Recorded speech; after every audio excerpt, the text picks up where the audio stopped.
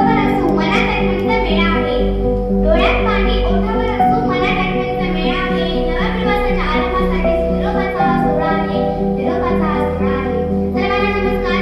आजच्या धर्मशाळेच्या समारंभाच्या निमित्ताने आपण सर्वजण येथे श्रीराम विद्यालयाच्या प्रांगणात एकत्र आलो आहोत. व्यासपीठावर प्रमुख पाहुणे, मान्यवर, मुख्याध्यापक, शिक्षक व शिक्षकेतर कर्मचारी व उद्याचा कार्यक्रम बघणाऱ्या विद्यार्थ्यांनो, दहावीच्या माझ्या बंधू-भगिनींनो, आजचा दिवस तुमच्यासाठी खूप खास आहे.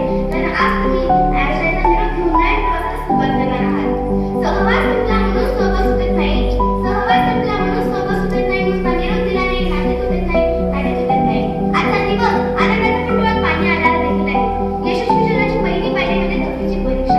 छत्रपती शिवाजी महाराज, संत ज्ञानेश्वर महाराज, सचिन तेंडुलकर यांनी लहान वयातच मोठी कामगिरी करून दाखवली. याच महापुरुषाच्या प्रेरणेतून तुम्हाला शिस्त, मेहनत आणि सातत्याने अभ्यास करण्याची गरज आहे.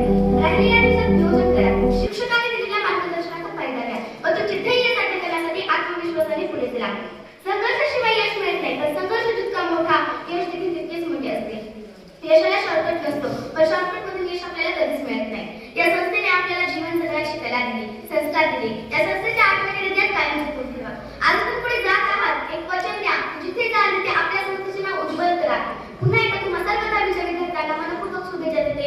तुमचा पुढील भविष्याचा प्रवास सुखद हो हीच प्रार्थना करते. शेवटी